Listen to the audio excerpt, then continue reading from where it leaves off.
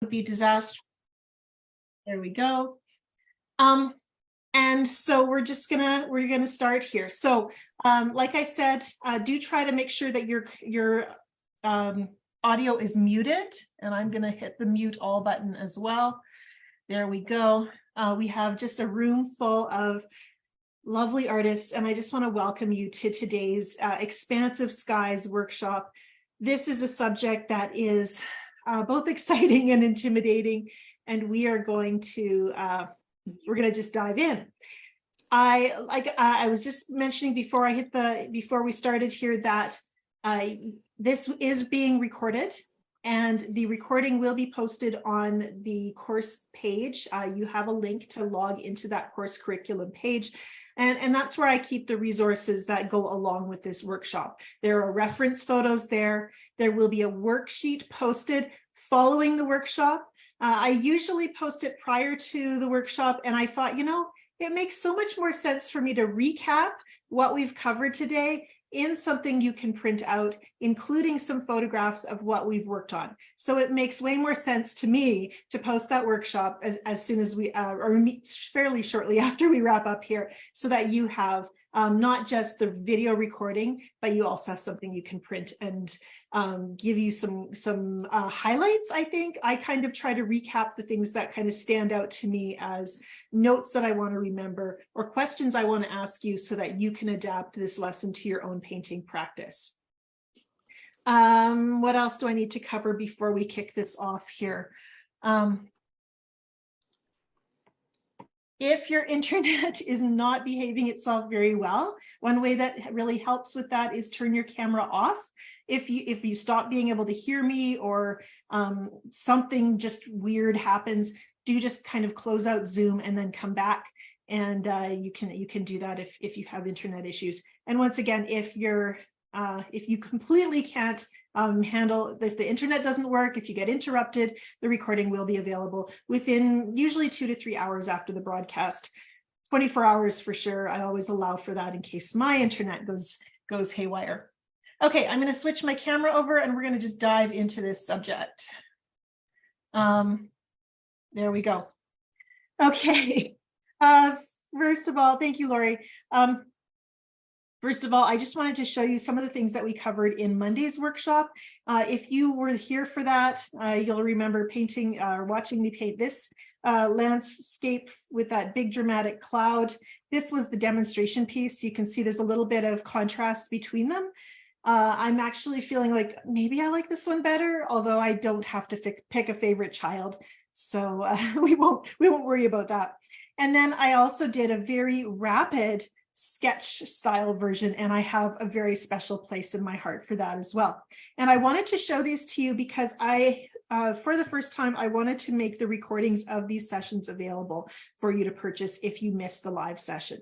And so I'll be sending links to that tomorrow on June 1st. This is my last Zoom workshop for the summer. It's so nice out there. I'm feeling silly for being indoors today. So let's just take a look at some of the demonstration pieces that I was working on as I prepared for this workshop. I feel like it's really helpful to kind of see where I've come from and where I'm going to. So I wasn't 100% sure we shouldn't think about sunsets as well as skies and that sense of perspective. So I did a couple versions where I was painting with a little bit of a different colorway. And I wanted to show this to you because it does seem applicable. It's translatable. So everything we do today can also be translated into a different colorway.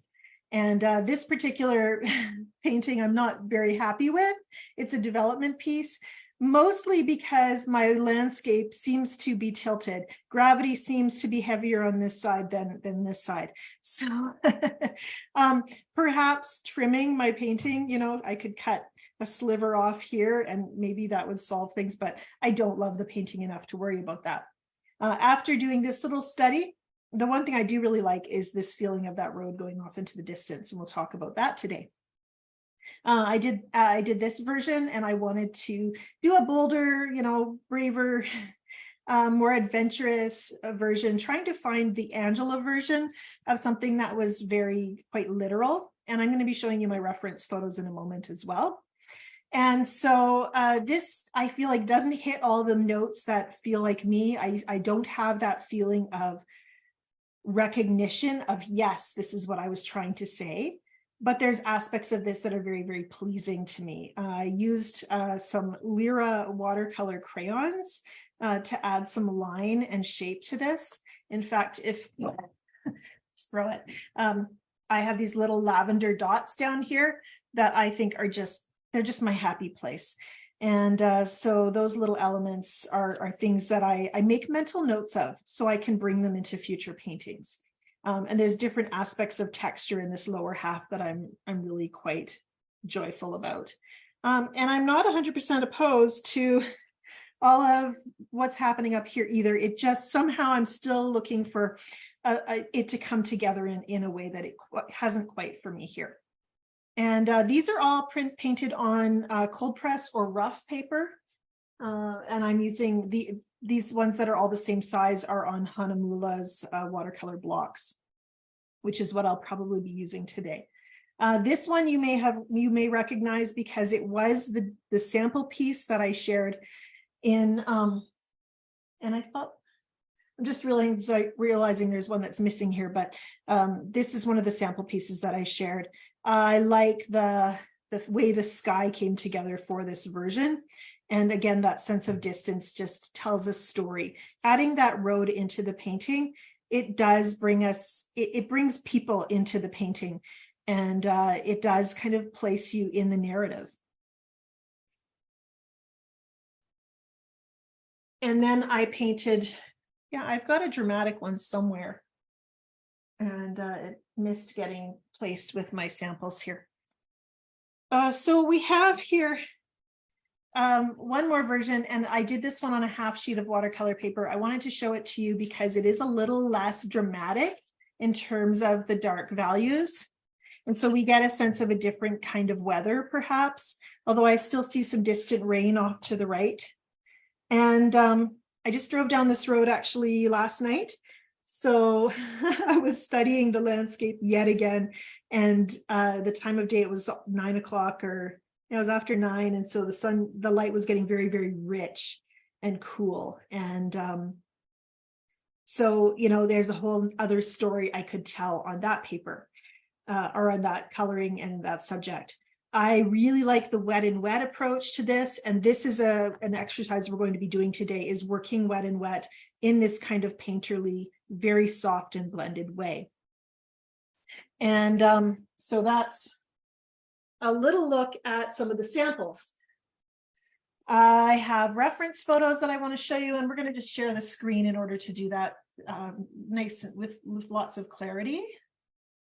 Let me track it down here. I think it's this one. Okay, so here you see the road looks very familiar. And now you can see also why I was painting sunsets, because that is the coloring that we're getting in this reference photo. It's that sunset landscape. So that's one reason why that was kind of really standing out to me.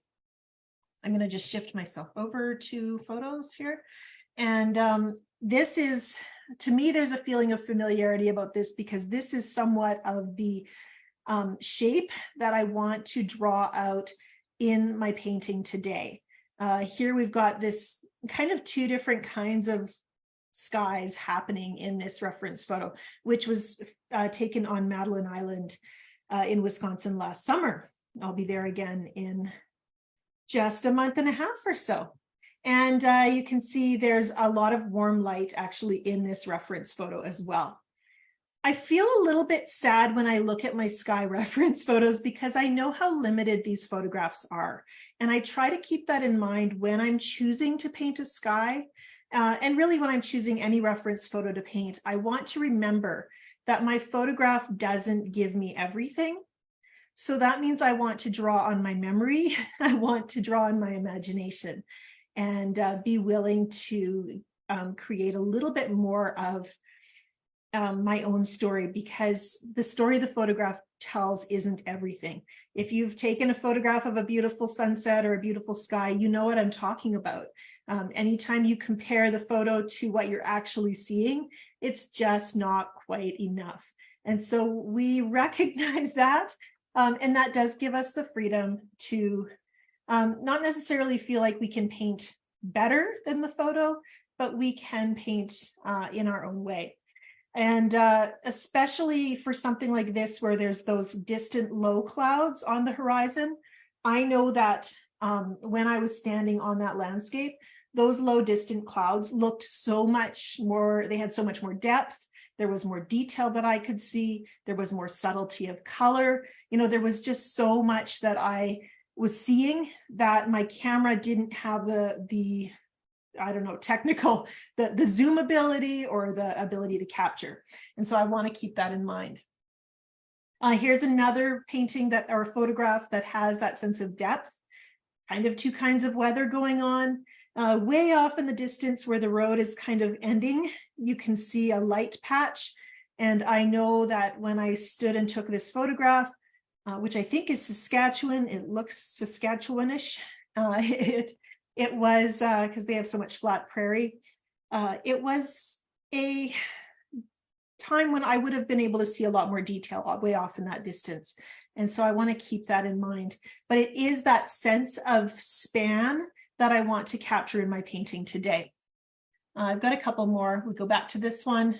This was taken the same day, just shifting my angle a little bit. So the lighting changes a little there. There's a stronger contrast depending on which side of the photo you're looking at. And I think this is the same day, just turned the opposite direction, away from the sun. So we have, and this one doesn't have the road, which means we have a lot of horizontal lines that we could paint. But I really like the idea today of painting a road, giving that sense of depth and distance. And so that's what we're going to focus on. Okay, back to my sketchbook. I've been taking a workshop, or I took a 4-week workshop with an artist named Paul Fowler, and he had us doing a lot of kind of pencil and ink sketching. So in my sketchbook, I've spent a lot of time, more than I ever have before, using a pencil or graphite or watercolor ink to do a little bit of this tone on tone or monochromatic sketching. And this little study here, it will be included in your notes. I love this sketch so much. I kind of want to frame it. It has exactly the story that I want to tell with my painting today. I've been able to combine that expansive sky, that little hint of Madeline Island, with the span of road that is in my more local photographs. And so I'm thinking that is what I want to inspire me. Because this is a pencil drawing, I don't have any color cues to go on. So I have to draw on my resources of my reference photos, as well as trusting my instincts to start to create a color story for my painting. Because I've done multiple versions, most of that work has been done for me. I did a couple of other variations with a chunkier kind of pencil. Actually, I think this was like a carpenter's pencil.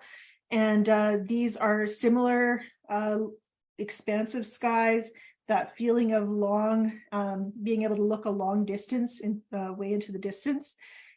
Here in my area, if I'm standing on the hill in my yard, I can look 20 kilometers. And so at least 20 kilometers, I can see a long way. And so I know that I have to treat, in order to create that sense of far distance, I have to pay close attention to what my reference photo says, especially in these areas far off where everything starts to get squished together and indistinct. And so that is something to keep in mind. I don't think I have any other expansive skies here. This is something that will be popping up in my YouTube channel during World Watercolor Month. So you can keep that in mind. So I will be leaning on this reference sketch, just like it so much. I like the darks here. I like there's a little sliver of light value here. And I like the placement and position of the road as well. I'll get a little closer so you can see. There's also diagonal lines radiating out from our vanishing point. And I think that's where we need to go next as we talk about developing this subject into a painting. I've printed out kind of my little combination of two landscapes. There's nothing wrong with my Madeline Island lower half. It's just I didn't want to paint a dock. It's not me, I guess. It didn't quite tell the story I wanted it to tell. Whereas here I have home. I have a story that tells who I am. So yeah, let's pull it all together. Okay, so I wanted to talk about perspective, and I'm not good at perspective, and that's why I'm such a great person to teach you today, because if I'm not great at perspective, that means I'm going to look for ways to make it so simple that even I can understand it. And so I've started out here with this little sketch. I wonder if I can zoom in just a hair so you can see that better. Somewhat, it's hopefully crisp enough that you can see that. So I start off with my horizon line. It's just a horizontal line. And then looking at my reference photo, I try to pay attention to where the two bits of the road stop. And I wasn't as accurate as I could have been. For this, I was actually just using a ruler. This one should have actually ended kind of more up here. And this one perhaps coming down a little bit more that direction. But when we have a landscape where we can see for a long distance, we do usually have a vanishing point where this road is just going to get narrower and narrower and then eventually disappear. And that is where everything in my scene is going to be kind of moving toward those elements. And I want to think about that because I can build complexity on top of my vanishing point. And I have an illustration number 2 to show that to you. So in this one, I wanted to, in this version, my road just goes off into the distance. It's totally flat land. I have no hills. And so the road's going to go until the horizon, the landscape curves away, and that completely flat land is no longer visible. The curvature of the earth or whatever gets in the way. In this one, we have hills that actually stop us from seeing our road vanish into a point. Instead, we see the road kind of all of a sudden verge upward, and it's quite tiny, it's quite narrow. And in this version, we might have, we have our hill, that's the road's going to go up the hill, and that's my clue that tells me that. I might even have more hills, going on here, and the road really does vanish into a little speck or a dot. Just getting really close for you there. And then when you're talking about perspective like this, with that vanishing point, and don't ask me why, because like I said, I'm not that good at perspective. I just know that what I'm observing is the elements in my landscape are also moving toward that vanishing point. So when I have this kind of area here, that is the edge of the road, and it's kind of weedy and a different color than the field here, then I can think about all of those elements moving. In this case, they kind of stop at the place where the road goes up, so they stop at the horizon line. But even so, my vanishing point is going to pull it off into, I think, to this point. So then we have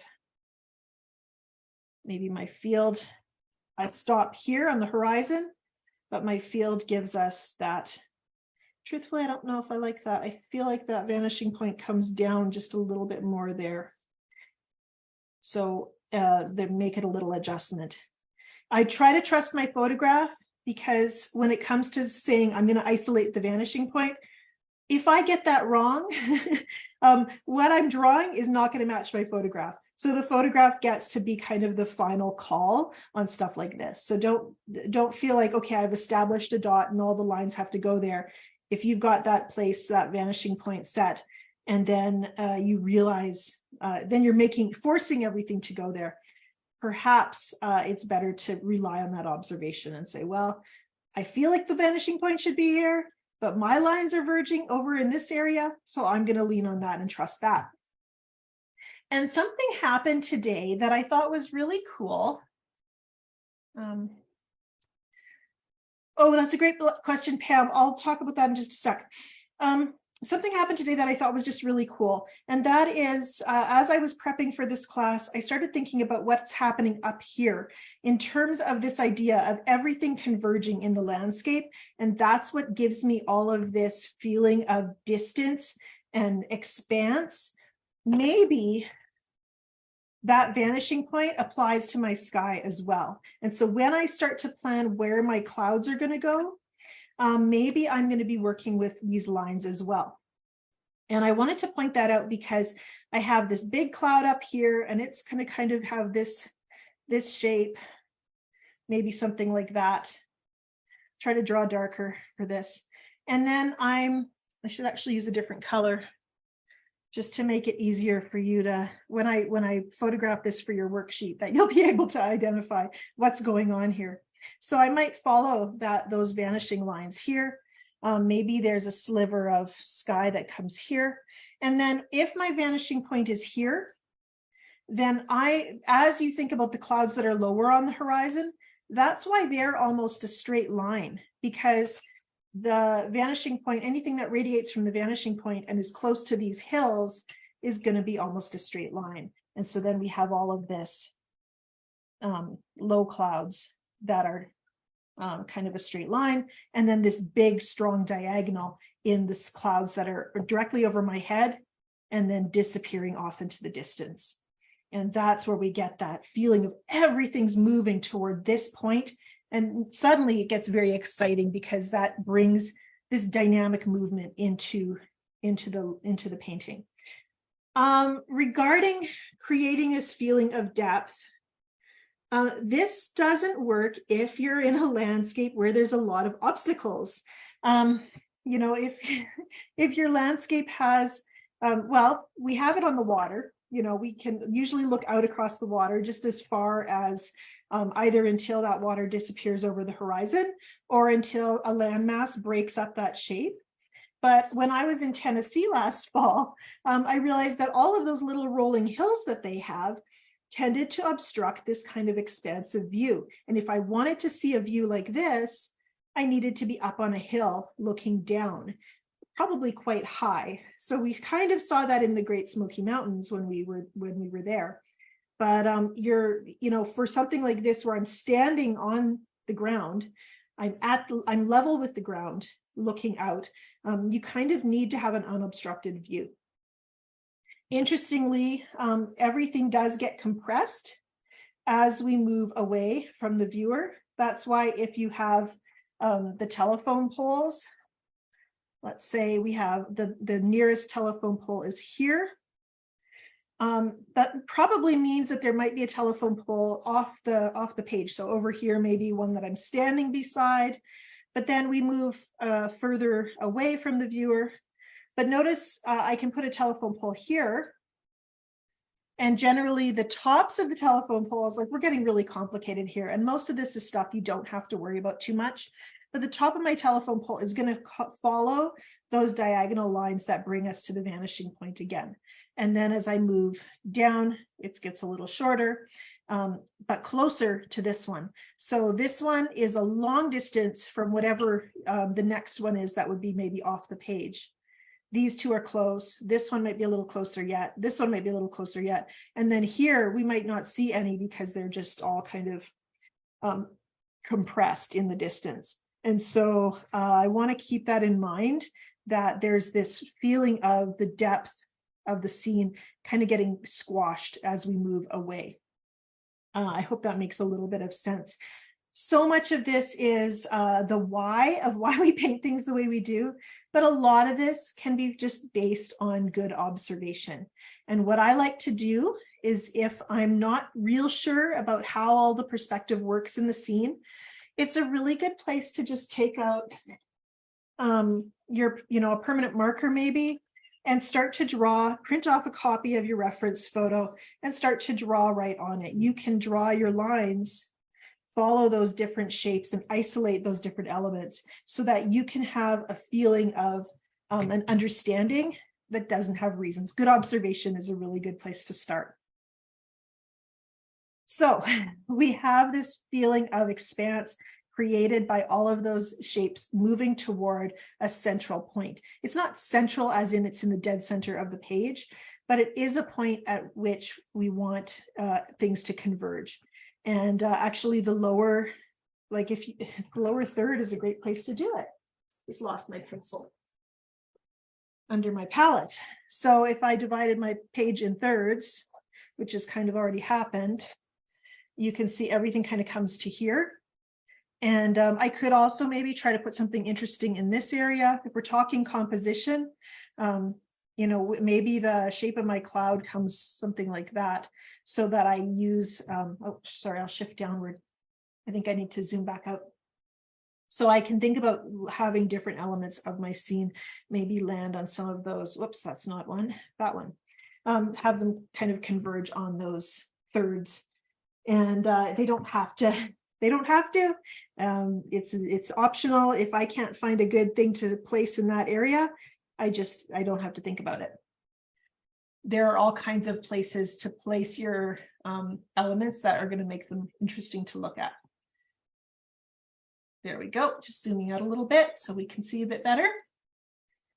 So where do we go from here? I want to be thinking about we want to do this prep work because we want to create that sense of distance. If that falls flat, then we're not going to be happy with the painting. And so having some of these strategies in place are going to help us approach the scene with a little bit more confidence. I think I will try to do a little bit of sketching on my watercolor paper as we go into paint, so that we have, you can have some guidelines to follow, because placement of this road is so important. Often I'll see people want to draw a road. We've got our horizon, not very straight because that's who I am. And they'll draw the road like this. So, and it's like, well, it looks as though, to me, it's going straight up and there's no sense of depth or distance there. So as soon as you start to create a shape like that, we'll put some dots in there. Well, you can see the difference that creates. Perspective is really helpful, and so much of it is just founded on that good observation. I want to just keep reiterating good observation, because perspective also is a bit of a tyrannical element in your painting. Perspective says the road needs to be this wide down here and this narrow up here. Perspective says the telephone pole needs to be the right proportion in order to look believable. And sometimes that's not believable, isn't really the first goal. And so you get to decide how much you want to exaggerate or improvise or embellish what you're painting.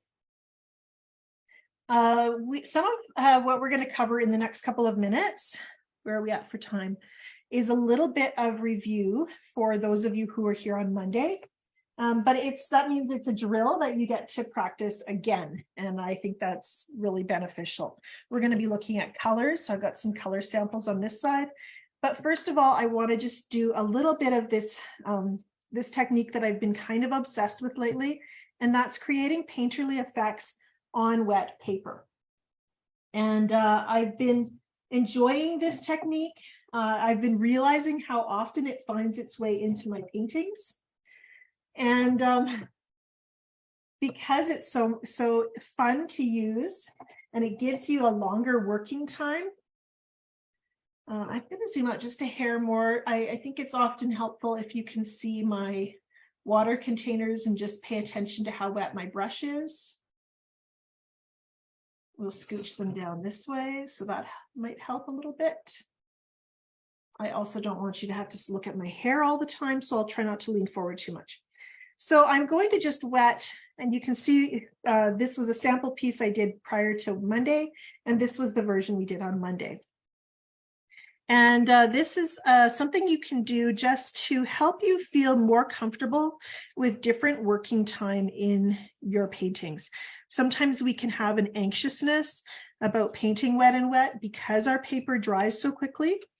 And if you're in a hot, dry climate, you might be even more challenged than I am to keep your painting dry. Our area here is quite dry, but if there's enough humidity, I think, and it's cooler usually, so I don't have things dry too rapidly.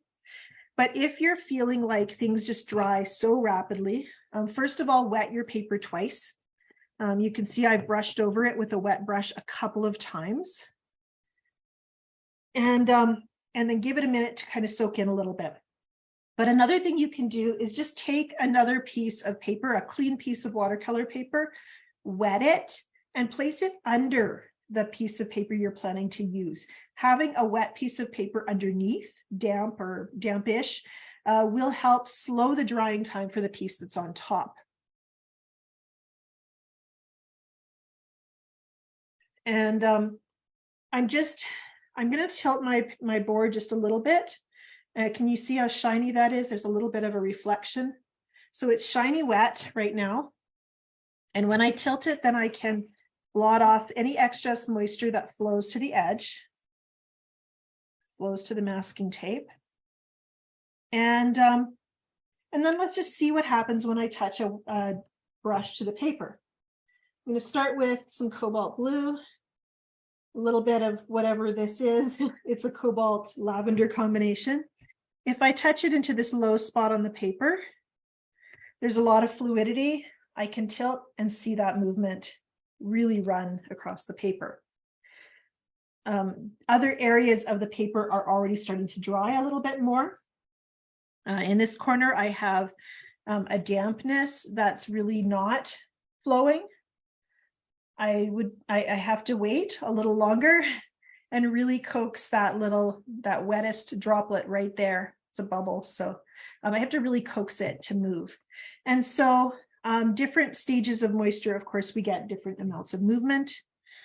Fluidity equals movement, water equals movement, and so we keep that in mind. But as I touch my brush, and I'm going to use a little higher ratio of pigment right now. It's kind of inky, maybe a little bit sticky. And as I touch my brush onto the paper at these different drying times, I'm still getting that fluidity, but I'm also bringing moisture to the paper. So I'm slowing the drying time of my painting simply by continuing to paint on the paper.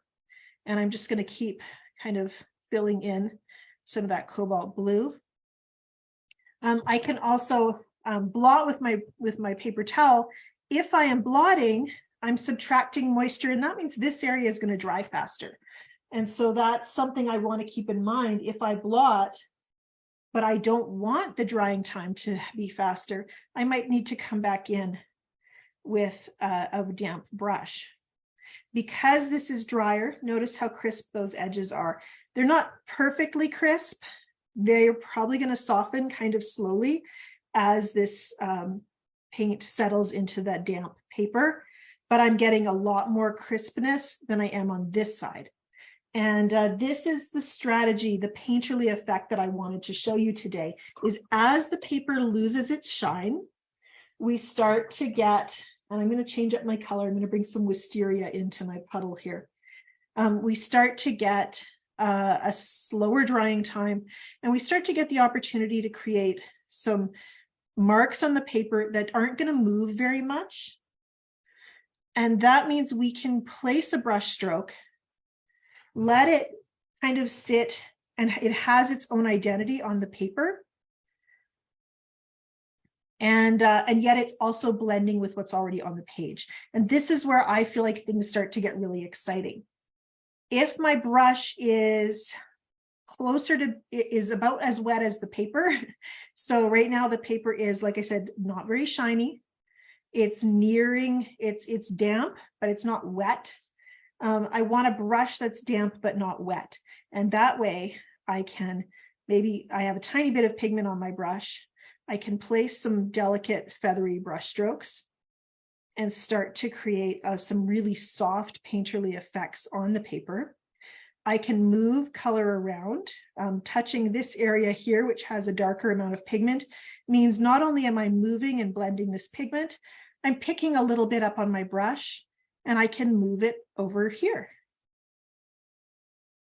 and create some effects over here. Let's demonstrate that with a darker color. Go into the indigo. If I'm thinking about this whole idea of creating painterly effects with damp, with a damp brush, that means the paint I'm using can't be wet either. It needs to be mostly pigment, or at least not very fluid. And so right now I don't think I could, maybe if I hit my brush really hard, I could spatter, but I cannot drip with this brush. It is almost sponge-like in the amount of moisture. It doesn't want to release color as much as it almost wants to lift. So I've got the dark pigment on there. I can place that stroke. It's slowly blending, but most of the shape that I'm placing is staying where it's put. And down in this corner, here I'll put a mark. We'll just let that mark sit. Put a mark here, bigger mark maybe, a bigger mark here. And then I'm going to clean my brush, rinse my brush, dry my brush, and then I'm going to come in and use this near dry brush. It's just damp, and I can blend and move color around and incorporate it into the other colors that are around it. And I can even create some lines, and they're soft blended lines, so they're quite pretty and evocative. And I feel like for painting clouds, this ability to kind of squish paint around with a near dry brush is really, really helpful. This is what's going to give us that softness that looks so atmospheric. And I almost feel like an oil painter when I'm doing this technique, because it feels so blendy. And I know oil painters, they do a lot of this kind of blending. And so we're slowing our drying time. The paper is damp. We're continuing to add damp pigment. This is more of that wisteria, so that we have just slow that drying time and continue to kind of build up a little bit of color. If your brush is too damp, that's when you start to get watermarks. So right now I have a shiny wet brush, and if I place that on the paper at this stage, my paper will dry more slowly, but I also might create watermarks. So let's see if we can't do that. It depends on the how watermarkable some of the colors on the page are. Yeah, there I just dripped. So we'll give that a minute. And you can see actually there's a difference in how shiny now parts of the page are, because I just dripped water on it. And that water will push against the pigment that has up till this point been kind of soaking in, like very absorbently. And so that can create those watermarks and edges. And so we'll let that be. But this is a really good exercise to do, because it does give you that ability to build up color softly, and also slows that drying time, so you can have that freedom to create these soft, multicolor, delicate effects. Again, the paper towel can be your friend here too. You can build up some soft depths and edges just by blotting. I'm going to lose my watermarks because I'm blotting now. So just a technique to think about as you think about skies. I really did use it a fair bit in this painting. You can really see the softness, and there's not very many spots. In fact, even here where this edge looks very crisp, there's actually a lot of softness there. And so all of this sky was painted with that kind of wet and wet softness, rather than the wet and wet that often we think about where everything is flowing and watery. This was much more of that absorbency. And I feel like this is also kind of a next level technique, because when you have the ability to add color and build up depth when your painting is at this absorbent stage, it just gives you a longer working time. Maybe that means a longer overworking time, but it also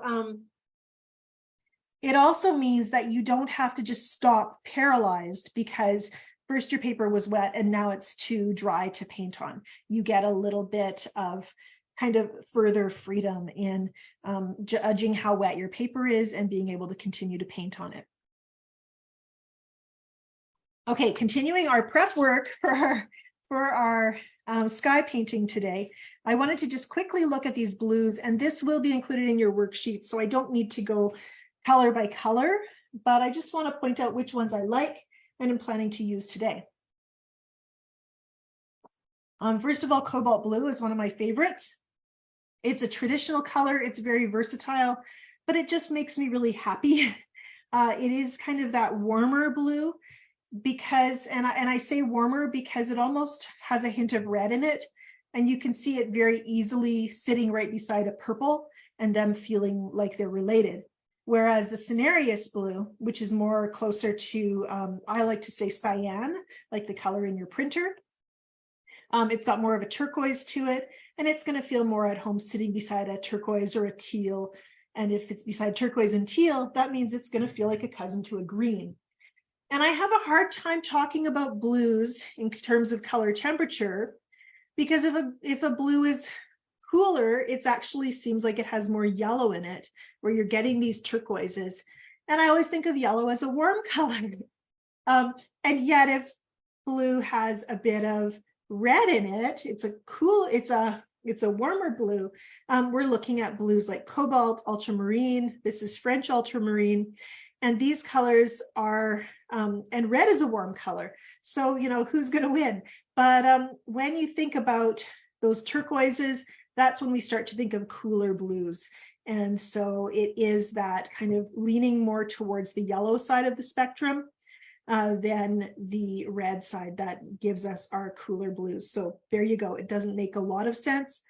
And on the other hand, I think because the yellow that we're mixing with our blue to get a turquoise is a cooler yellow than an orangey yellow, that's probably why we end up with this cooler blue. Color temperature, it's a complicated subject and it's all relative. So often it just depends on what color it's beside. Cobalt blue is a favorite. Cinereous blue is a favorite. Ultramarine and cobalt are very similar. In this sample, the ultramarine looks brighter to me.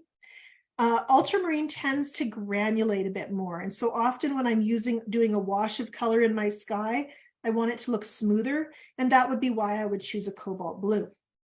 I like using lavender in my skies. Cinereous gives me that option to paint those turquoisey kind of summer skies when the weather's a bit warmer. Cobalt isn't really, to me, it doesn't feel like a sky color unless I'm mixing it with something else. If I combine this with cinereous, actually I have a sample of that right here. This is mostly cobalt and cinereous blue in my sky here. In some areas they're blending together. And the cobalt kind of gives it a cloudy feel, especially down here, we've got a little bit of cobalt and lavender. Just giving us that feeling of clouds in front of some of those lovely sky turquoises. We also, what I want to encourage you to think about when you're thinking about skies is you can, add that, bring in that turquoisey color, throw in another hue to kind of tweak it, and it doesn't have to be perfect. As I was playing with these different colors, I noticed some of them just don't feel fun to use. The cerulean and the French cerulean and the chromium blue too, I think, all felt kind of heavy and sticky on my brush. They don't have the flow that I want to create when I'm painting a sky. And this cerulean from Daniel Smith especially felt very granular and textured. So I tended to, I don't see myself using that in the sky kind of ever. Manganese blue is a beautiful hue for skies, and I was actually really surprised at how close it was to cinereous blue. But you can see how much it watermarks with the texture here, and it's very transparent. It almost feels too transparent to me, and I don't say that very often. So who knows? I just noticed it felt too transparent, and I got to trust my instincts. Indigo from Daniel Smith will also make an appearance in this painting. Because it has that hint of kind of black in it, I like mixing it with the cobalt or just something to make it a bit of a richer blue and a little less on the black side. Here I'm noticing that Prussian blue is actually really, really lovely. and might be a kind of a bluer dark blue than the indigo, but I don't have Prussian blue in this palette, so I'm going to make do with the indigo. And the phthalos are nice for sky. I'm just going to mention those last. The problem with phthalo blue is that it does want to stain. And if you have a color that stains, it means you don't get a lot of freedom to blot it with paper towel, to move it around. Sometimes you'll put that first brush stroke down really bold, and then you want to move it. And here that whole stroke has an outline around it because it's stained into the paper. And so you always see kind of a hint of that original brush stroke bleeding up from underneath. Some colors are so staining that that's what happens. And so that's just something to keep in mind. Yeah, that's the phthalo blue turquoise from Daniel Smith. When we're mixing color, and we're just going to talk about this very briefly because we're not doing sunsets today, but mixing color with wanting some of those warm hues in the sky. I'm going to post this in the worksheet. There's different results you're going to get. I'm always looking for something that looks clean and bright without looking muddy. And I've been feeling like opera pink is such a good option for that. It combines really well with the benzimidazolone yellow. And the benz yellow is such a lovely, clean, bright yellow. It's not orangey at all, and it's not greenish at all. So it combines well also with quinacridone magenta. Something I noticed that I thought was kind of surprising was that my Aussie red gold, which can look muddy when you're using it in full saturation, but when it's diluted, it's so clean and bright, and it mixes beautifully with both quinacridone magenta and opera pink. And you can see how brilliant this nice clean orange is with that combination of diluted Aussie red gold and opera pink. The main thing we'll be thinking about today as we paint skies is how to get some beautiful grays. If we have clouds in our scene, we might want to bring in some grayish hues or some blue grayish hues. And for that, I like combining cobalt with one of my orangey browns, or with an orange, a reddish orange like quinacridone sienna. And you can see here's a combination with cobalt and quin sienna. Here we have a range of cobalt with burnt umber. Here we've got a higher percentage of blue. Here I tried to make them equal. Here there's a little bit more of the burnt umber. And so we have this lovely range of grays. And the burnt sienna, which you can see is quite orangey up here, really makes some lovely, I would say almost purpley grays, which are absolutely gorgeous. And burnt sienna might become my favorite hue to mix with cobalt blue just because of that. And cobalt blue's versatility is such that it also mixes beautifully with opera pink to give us some gorgeous violets. And so when in doubt and I need to mix something interesting, I'll often grab cobalt blue and see what I can do with it. This will be again in your worksheet. So from here, let's pull out some paper and see what we can do.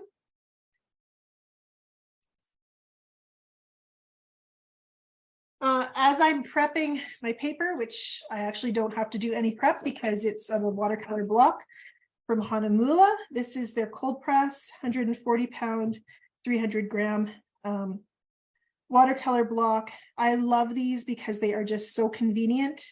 I generally tend to keep two on hand because then I can work on one painting, and while this is drying, I can pull out a second piece, and we might do that today. Okay, let's grab the ruler and just give ourselves a horizon line. And for this, I should probably be looking at my reference. And I'm going to use this one. Talk about a skinny reference, hey? It doesn't have a lot of detail for me to go on. I am going to keep my little studies close by, but not too close. And I'm definitely going to keep my favorite pencil sketch also nearby. If I can find it. There we go. There, bulldog clips are my best friend. I have so many different sizes just to help me. So we'll be moving back and forth between those different aspects of my resource kind of toolkit. So we're going to start with just creating a line here for the horizon. And it really helps if I can locate a pencil. Once upon a time, I had a pencil. Yeah, it rolled under my palette again. Okay, so looking for a semi-straight line. And it might be hard to see on the camera. We want to think about our vanishing point. We are going to place our vanishing point kind of here, I think. And I'm actually going to create a little vanishing point with a gap to it. You can see that. It looks like a couple tiny snake fangs bit it. And that's going to give me my beginning of where the road disappears. And then we're going to have those hills off in the distance where the road comes up. And it kind of comes up gradually. If I look at this, I can see it's a very skinny little triangle that it creates. So tall and skinny. So we're gonna look at that, figure out where the bottom of the road should land. I think somewhere like here. And the other bottom should be somewhere like here. And then we're gonna use the ruler to draw this out. And this is where painting multiple variations, I feel, is really, really helpful, because each variation, I'm not crazy about, oh, there we go. I'm like, where did it go? I'm not crazy about the, I just want to see how some of these different placement elements, creating my road, there's a little bit of a track where you can see where the tires have left some marks, so you can create some lines there. And then we're going to have different elements of, like, there's the roadside shrubbery that kind of comes out here. We've got our yellow field in this area. And then same thing here, we have that wide ditch that kind of puffs out along where the road wants to come up. And then that comes across here. And I want you to notice that in this reference photo, my horizon line is way up at the middle. And I'm not doing that here, which means my perspective, I'm really forcing my perspective to be a little more exaggerated and extreme. My diagonals here are a lot more gradual. Here they're, this diagonal is quite sharp, and here they're very long, whereas here they're shorter. Here they're not quite as sharp. That makes sense. So I am making little adjustments. Then we have our hills. I want my hill to kind of run up along that line. Ordinarily, I wouldn't be pressing quite this hard with my pencil, but it's going to be helpful for you to see it. So we'll just try to make it a little bit darker. And my road actually disappears. It doesn't actually go all the way to the top of the hill. So we're going to make it disappear kind of right about there and create that sense of distance. And there's all kinds of little, it's so hard to see in this reference photo, but there's all kinds of little horizontal shapes and little diagonals where the hillside comes down toward the horizon line. I'm going to keep calling this straight line the horizon line. We have the top of the hill is actually where our sky touches, but for our perspective, just to help us keep our perspective sorted, I'm going to talk about the horizon. I'm going to mean this straight line where the hill and the flatland meet. It's actually fairly divided in this reference photo. You can really see the dark kind of horizontal line that indicates the hills. And then if we're thinking about our sky, and this is where we come back to this one, and notice how we have that idea of a vanishing point maybe coming to here, and then we've got all of these things that are moving towards it. So proving my point. And I'm very loosely basing my painting on this reference photo as well. So I'm looking at it, and then I'm going to set it aside. So for this, thinking about vanishing points, I've got this area here where I want everything to come down towards, means that I might have a cloud coming this way. If I continued that line, it would end up here. Maybe a shape here, maybe a shape here. we're going to move horizontally when we get close to the area where the clouds in the sky kind of touch. And my hope today is that we will have time to kind of do a dramatic, sketchy version. This one is going to be fairly literal and or at least kind of committed to a bit more of a realistic approach. Okay, so I've got a variety of lines. I'll pull in a little bit closer so you can see that better just for a moment. And keeping it loose enough that I can improvise as the paint starts to move. I'm going to want to work alongside of what the paint is doing. Because I have telephone poles in my scene, I'm going to sketch in a couple of those. The one in the front is tall enough that it pokes up above the hill.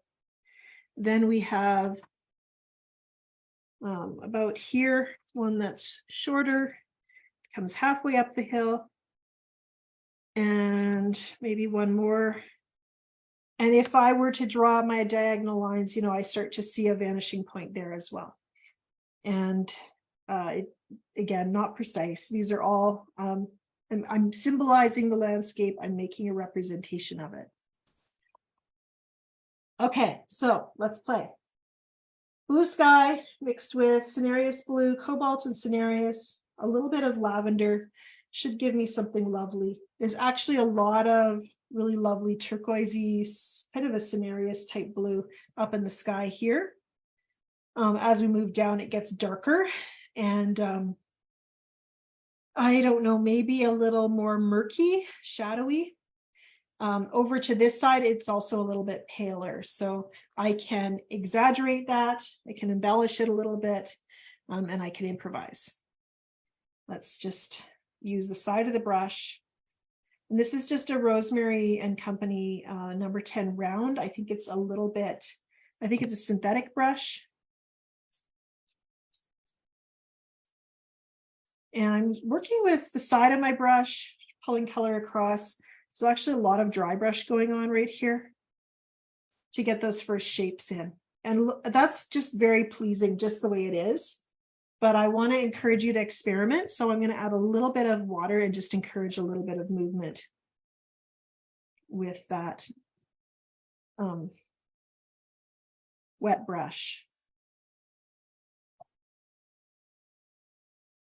Back into my puddle, I'm going to top it up as I go so I don't run out of that particular color, at least not yet.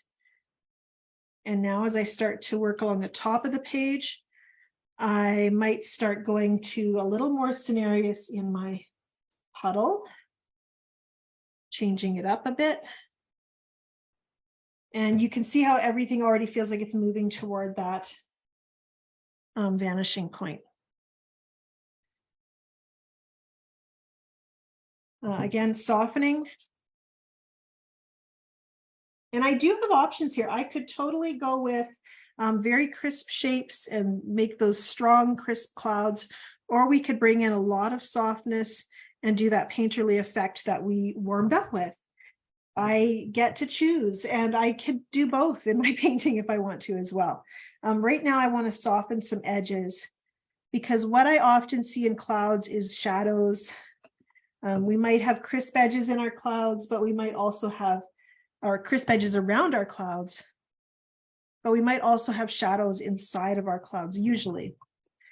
Some texture and depth there, and that's where you want to maybe open up some of these shapes and let some of that color flow in. In fact, under the underside of my clouds, we've got sunlight maybe coming out from here.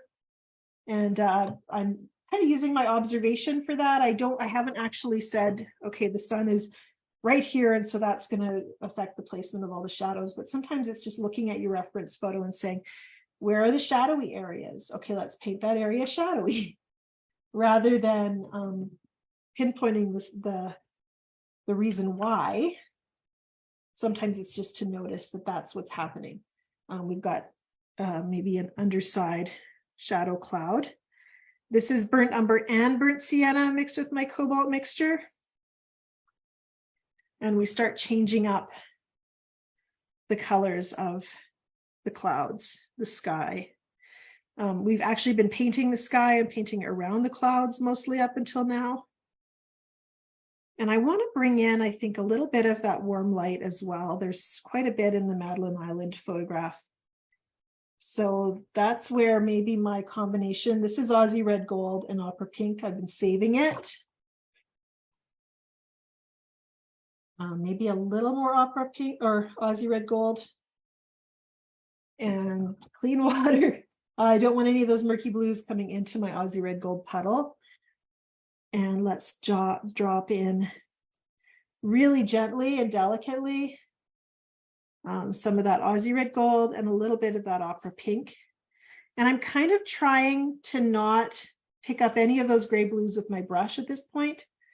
If I pick up the gray blue on my brush, then immediately the colors, the warm colors, start to get murky. And then the most brilliant warm colors are going to be over in this area, I think. So that means this area that's got a warm color, we're going to just soften that out and start to blend it in with our gray blues. And now when I touch in some of my gray blues, they're going to bleed into my warm colors as well. And if you're looking for, I don't have a lot of room in this little strip of warm color, but if you're looking for that feeling of light coming down through the clouds and creating those crepuscular rays, let's see if we can't create that effect. I'm going to touch in. I'm not scrubbing, I'm just dotting in wet Aussie Red Gold right there to bring in a little bit more warmth, a little higher up. And then I think with I'm going to try it with my paper towel. And this is all an experiment. And we're just going to try pulling down just a little bit to bring some of that color downwards. And you might grab a little bit more of the blue-gray.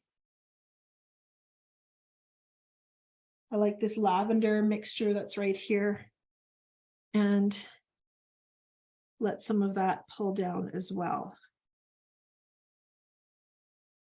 I haven't decided yet whether, when it comes to painting these radiant lines of light, do I paint the blue and then drop in the orange and pink after?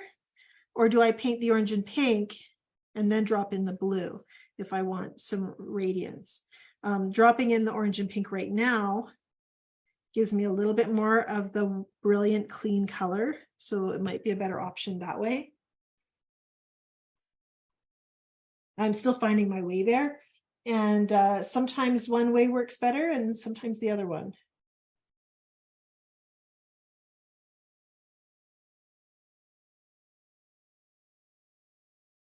And sometimes I try not to force whatever the watercolor doesn't want to do. So if I feel like I'm just, I keep doing the same thing, expecting a different result, I keep touching in these lovely sunset colors, and I keep ending up with something that's kind of muddy, then it might be just save it for the next painting, and that's allowed too. So I've been fussing with that a little bit, and in the meantime, this is all drying, and it might be time to bring in some more color in that area. And I think for this, I'm going to start moving into my lavender. And I think about lavender as kind of a gray. It's also a light value color, so it's really nice to use to build up in the sky, because you can place some lavender just like that. And you can see how nicely it blends with the color that's already there. It's not too dark. It doesn't want to take over.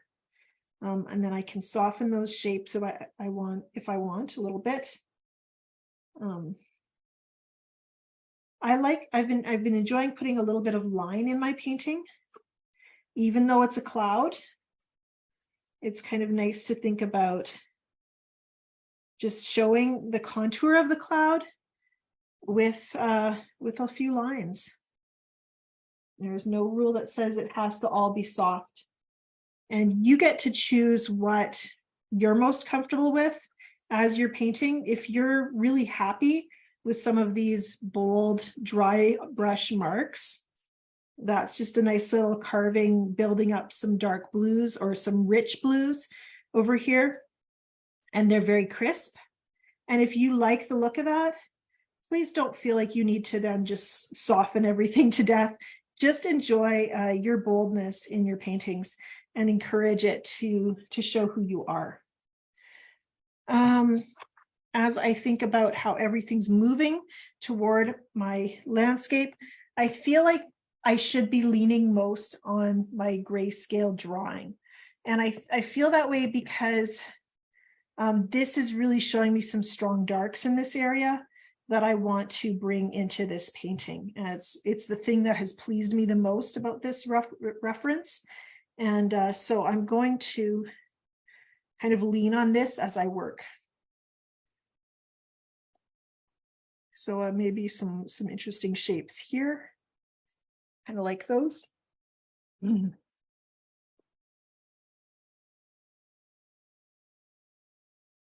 And here we're gonna I'm gonna bring in some of those blues. This is damp, so I might be able to create some painterly effects with some of these brighter blues as I start to come down.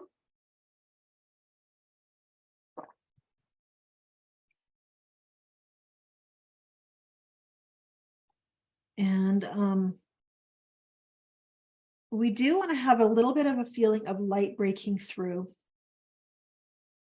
Wondering if just a little lifting out will help with that here. When it comes to light, the white of your paper is the brightest thing on your page. And so if you want a feeling of strong light, adding more paint only works if you're creating contrast. I kind of like those two little lines I just painted. Yeah, we'll do that. So think about those areas that you want to keep those whites glowing on the page.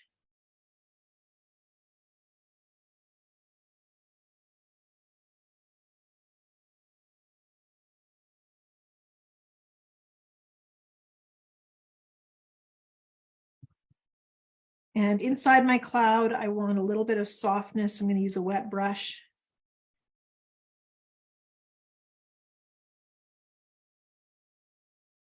And then I'm going to grab my lavender. We're going to touch in a little bit of that. Pull some of that up maybe. Once this has dried, I think I will be able to place a few clouds in front of some of this warm color. And I think that's going to help it look more natural.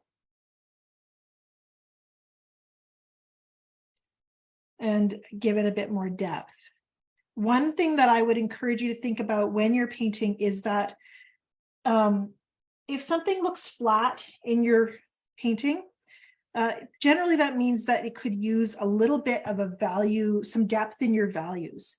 So when I think about wanting to create a cloud that looks like it has some substance to it, I might think about bringing in some of these delicate shadows and maybe even a stronger, I like that little dark pop in there, and that those additions of that extra contrast bring the depths of the clouds alive.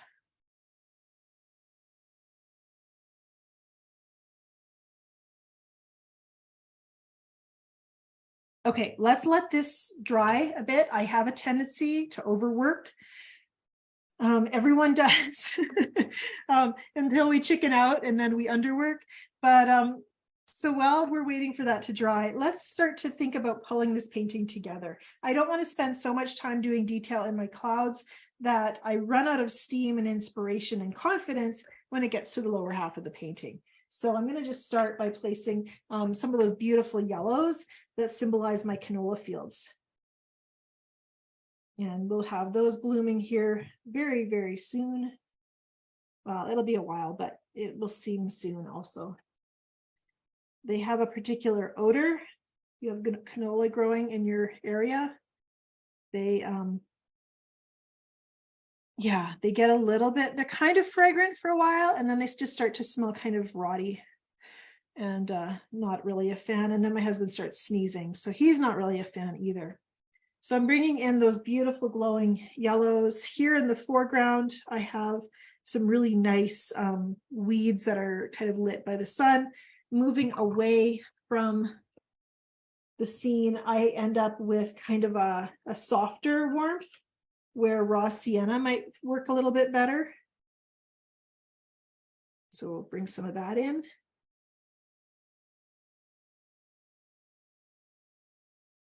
And we'll drop in some greens here in a minute too. And then I want you to be thinking about what color you would paint this road. Actually, in the printout, it looks gray, but I've often felt like these kind of indeterminate neutrals can be really frustrating. So we'll talk about that. I want some nice greens. Let's use some of the blues that we've used in our sky. I'm going to mix it with a little bit of green gold. We'll dot in some green here. This road line should not be a straight line because we know that there's weeds there. They don't make straight lines. They're puffy, they stick out, things are happening.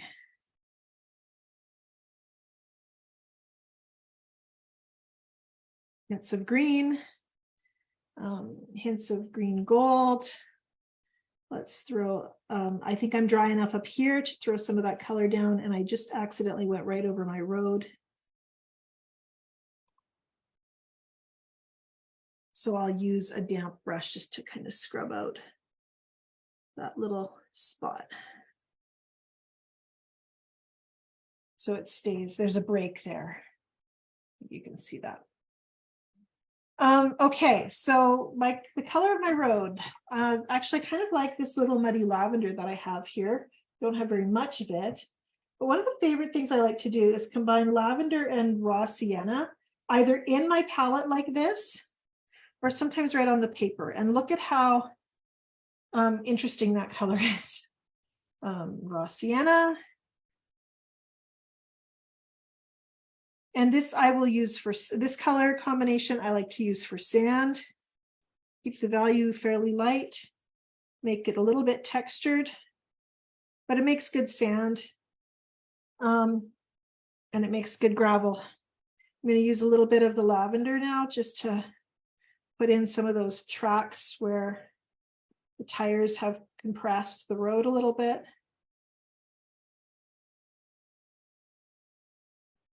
And that gives me a bit of a texture on my road, so I think that's acceptable.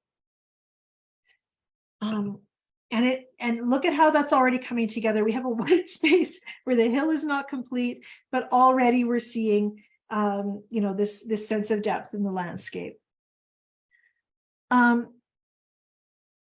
So yeah, great question. Why did I decide to use dry brush given the wet on wet warm up exercise? We're using a combination of techniques here. And a lot of the time I've been noticing I really noticed it with our dramatic cloud exercise from Monday, that this was a place where, because the cloud was the focal point, we wanted to build up those depths a lot in this cloud. And so taking that time and being able to use a more painterly effect. For this particular study, we are seeing a little more of that desire for that movement. And I think that's when sharp edges kind of do a little more for us. I wanted to demonstrate that technique because it does give you the ability to work in some of these areas where you might want to place a little more detail. And so it has a place even in this painting, but it's not going to be like the whole sky is using that technique. And my feeling when it comes to watercolor techniques is there are very few techniques that we want to just use 100% throughout the entire painting. Most of the time when you're working with watercolor and we're working with any kind of developing a subject, you want to bring in that variety of techniques and have that opportunity to work soft in those damp areas and then work with that drier brush. So, and it would be interesting to try a version, and that's not helping me at all. I'm trying to create a little texture here, but these little marks aren't working so much. And it can be something you don't use in the sky either. You might be using it down here in the weeds, working that wet and wet. So you have a lot of options. But I want to do what the painting's asking me to do, and I want to have that freedom to kind of work in those multiple techniques. Over here, we still have some dampness. And so this is going to be where I might spend more time kind of building up some of those soft marks. And it's dry-ish, but I can place a strong mark, and then being mindful of the fact that there is some dampness still on the paper, I can use our wet and wet technique and blend a bit. So it's a technique that's kind of happening, but it's kind of happening with a little more subtlety than I demonstrated in our warm-up. But it should give you that confidence to be able to add a little bit more as the painting is drying and not always feel like you have to wait. Throwing some darks, actually some of my darkest values. If we look at this reference photo, some of the darkest elements in the sky are right down low. If we look at this sketch, the same thing. We have some very dark elements down low and close to the horizon. So I'm kind of drawing from that knowledge. Let's go even a little bit darker with the indigo. And drop it in, wet and wet there. And a few dark clouds. We can have distant weather that's totally different than what's right above our heads. It can seem almost like night has fallen off in the distance, whereas we're still enjoying a beautiful, soft summer night. So yeah, let's enjoy it.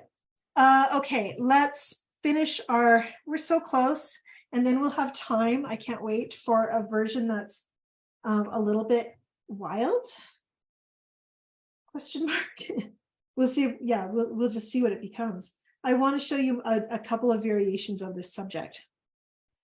In the distance, where the road and where the hills and the horizon meet, we do have that dark line that tells us that those two elements are there. And so I'm going to place a really nice dark. That's a little probably too dark. We'll tweak it in a minute. But this is just a nice dark green. It's a cobalt blue. And our green gold. And here I'm going to place a diagonal, and then we're going to move horizontally, and then maybe another diagonal, maybe a little dark line at the top of the hill where there might be a line of trees. So we've got a couple of different things going on there. This line is really dark. It really is just taking over the painting right now. We don't want that. So I can use a little bit of a thirsty brush just to lift. So we keep that color, but we just take away a little bit of its kind of overpoweringness. There's a really nice warm kind of shrub that's sitting right over here. I'm going to place that. A little bit of quinacridone gold. I'm going to place it while that line of green is damp so it can go in front of it. And maybe a little bit of a line here just to indicate where the road kind of ends. It gives us a clue as to where things fit together. Sometimes our reference photo doesn't have all that information, but because it's a photograph, we understand it. Whereas with a painting, sometimes you have to spell things out just a little bit more. And I'm moving away from my vanishing point with a little bit of quinacridone gold to create some long diagonals. It indicates some furrows in the field where the farmer moved with the tractor as he was seeding. You know what might be fun? A little bit of opera pink. and it's very firm in my palette. So we're going to pop some bright little weed colors into the ditch here. They're kind of glowing in my reference photo, so I'm going to indicate them here. It also kind of brings us back to, I showed you those little round marks that I made with the crayon in a previous version. So I'm kind of echoing some of that. We can use a little bit of that opera pink as well on the hillside. Sometimes I'll use an orange instead of a pink, just to bring a little pop of color. And those little pops of color do more than I can say. They're a little bit of dark, I think a little more dark line. I've done everything in this painting with that number 10 round. I'm gonna grab a blue-green and create a little more landscape elements, a thin line for trees, diagonal line, maybe a tree line coming down the hill, another thin line, maybe a couple of dots, and maybe a distant hill here. I did already paint my road, so it vanishes off into the distance here. There's a white gap here that I'm trying to decide what color I want to place there. Thinking about that.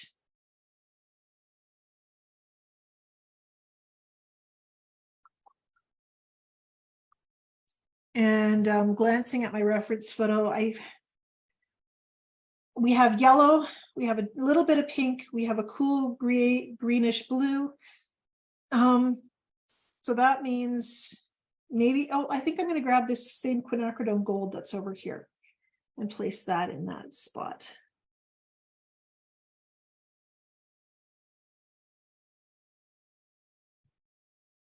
And a little bit of quinacridone gold there. My bush that I placed there has gotten really ugly and indistinct. Let's darken it up with a little bit of kind of a reddish brown. Maybe that will help. And let's paint our telephone poles. Maybe this reddish brown will work.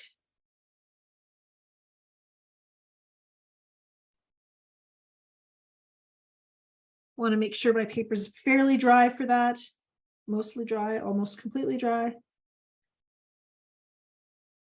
And they don't need to be super bold and strong because the painting is not about telephone poles.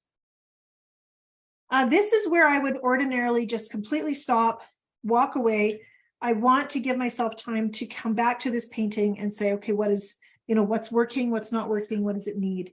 And walking away is a really good chance to give your brain a reset from staring at the photo, overanalyzing it perhaps, or even getting tunnel vision. Sometimes we'll be so fixed on one little area that we'll not even notice what's happening elsewhere, a problem area or something that's working really well that we can accentuate and bring out in more excitement. So I want to keep that in mind as I think about feeling like maybe I could do more. You can see the longer I stand here looking at it, the more likely I am to pick up my brush and do something else. And that's not always beneficial to my painting. So whether or not adding that little pop of Cinereous blue and cobalt over top of it, is it blessing the painting or not?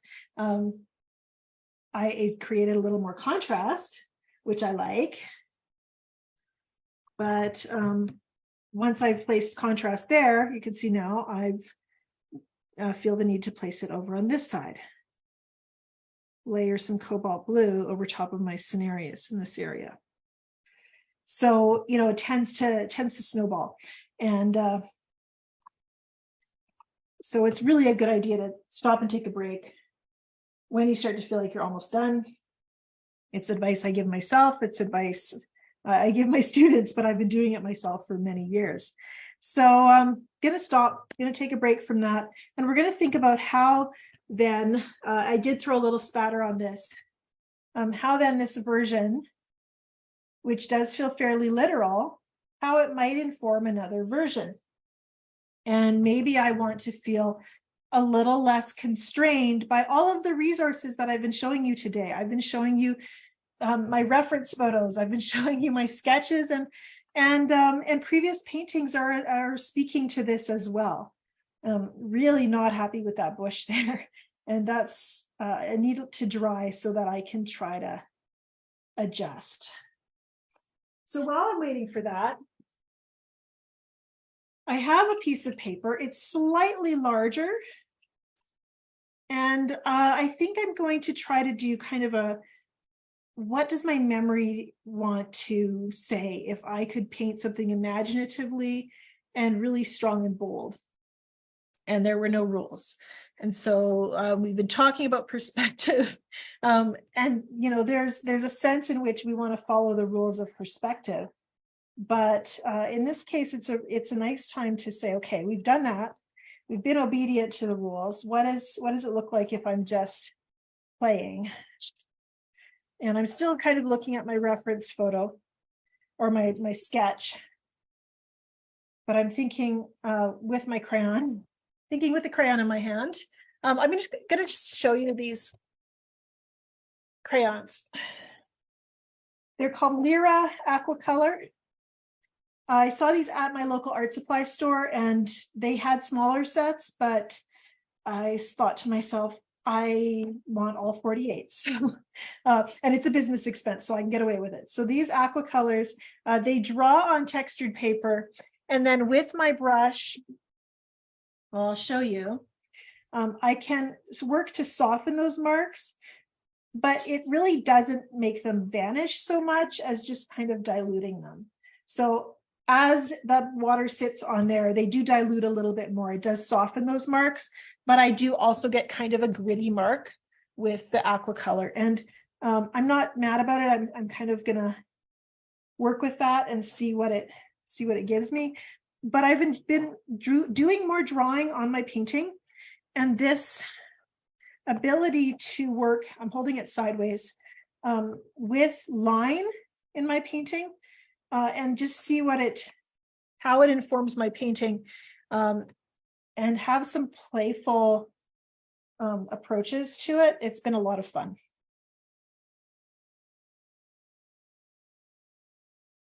So I'm going to create a little foundational drawing here. And these are, I believe they're linked up in the resource list of the course. If they are not, I will do so after we wrap up today. I can change my brushes up. Perhaps I want to try my flat brush. And I'm going to start down below this time. We've been painting the sky. What if I did land first and tried to be a little bit bolder? What if I did, I like that pop of phthalo yellow green, which I think is a Daniel Smith color. Let's throw in the opera pink. Look at how great that is. Let's throw it up here. And I was thinking about this. I actually posted it on my Instagram. So if you follow me on Instagram, you've already heard me musing about this subject. But the fact is that we have a different sky above our heads almost every minute of every day. And we do not get tired of it. We don't say, okay, I'm done with sky. We need something else. And I think there's an argument there for painting a lot, painting many versions if we want to, and having the freedom to let them be diverse, just the way that they are in reality. So releasing some shapes here. I've got some lovely, lovely greens in my palette over here. They look a lot duller than they are in person. Let's drag that across. In this case, I'm actually not drawing the road up the scene. I feel like I would rather keep it flat. And that's kind of a mess. I'm going to tilt a lot right now. And I'm going to drag some shapes and downward. What if the road was semi-optional? That's the question I'm asking myself right now. I need a little more height. Find this little box. Tilt my board up just a little bit more. I like drips, but I'm not a fan of long lines. So generally when my paint drips like that, I tend to want to break that drip with a damp brush and just move that shape outwards. Look at how dynamic those colors are. It's really exciting. Let's see what else we got. I wanted little marks and I put a big lavender mark instead. I don't know why, what I was thinking. So there's a place for instinct. And I mentioned that I'm looking for a way to paint this, Angela style. How do I show up in my painting? And so I'm trying to do the things that remind me to be brave. I really like line, and I've gone back to the number 10 rigger or 10 round just because it was right at my fingertips. So if I like line, maybe I hold the brush vertical and I create some scribbles.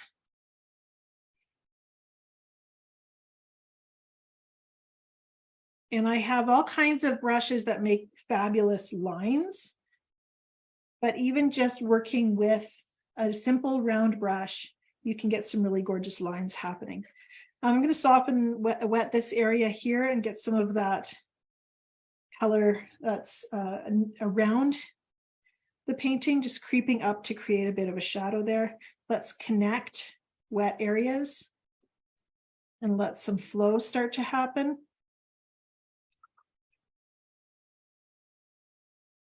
And let's take a moment and look and see what's going on. I love this line here. It just is really, really beautiful. And generally when I see something I love, I try to find a way to do more of it somewhere else. Maybe I can drag that same horizon blue. That's a color from Schminke into that part of the painting. This is very wet, so I can't draw a line on that part of the painting without it probably bleeding and being very soft. It actually is, when you think about the wet and wet technique that I demonstrated today, elements of that are going to be showing up, even when I'm working with line like this. So I can use my opera pink, and this is a very dry brush right now. I've just been wiggling it in the opera pink. And I can then draw some lines that will kind of softly blend, but there's a lot of dynamic there too. But it is still that same, it's a cousin, a relative to that wet and wet technique we were working with so delicately. Look how nice that mark is. And so those things are really, really fun. Now might be a good time to work with some really fine lines. I'm very curious, does this feel scary to you guys? Does it make you nervous to see me doing something that's so, well, in some ways it looks very casual and very, very bold. Maybe you're feeling like, if that were you, you'd be tensing up or feeling some sense of risk. I'm just curious about that. And thinking about my own feelings. If I'm truthfully, and I've often taught this idea that if you're feeling tense, if your body language is telling you that there's tension, maybe it's time to take a break. But what if you just started painting? You don't want to take a break because your body says, don't take a risk. So maybe this is where you need to go, to a place that says, I'm going to deliberately do a bold, scary mark. My body is tense, but I'm going to do something that's very decisively strong and feels risky. But once that adrenaline starts flowing of, I don't know if it's nerves or excitement, you know, then there's just something kind of freeing about that. You've let loose and you've been reckless, and you get to see if it pays off or not. So yeah, that's true. Working small makes it feel less risky. I would say that if you're feeling risk, so I guess I'm just kind of thinking out loud as I think about my process, because I don't always understand my process as I'm doing it, but doing something that's deliberately bold. And so often if I'm teaching on camera like this, I'm just going to come back to these aqua colors. They drag really nicely through wet paper. Sometimes they drag the pigment. But if I'm feeling, so often when I'm teaching like this, I am going to feel nervous. I'm going to feel some tension. And this is generally the cure, is doing that big, bold, risky thing. Remembering that I get to be that example for you. And it serves as a real guideline and shake up for me. I'm liking the pops of orange in here. So I'm just coming back with some orange in this water soluble crayon too. I like vertical lines, so I'm going to place some of those. They don't make any sense, but I know what I like. So let's find a way to do it.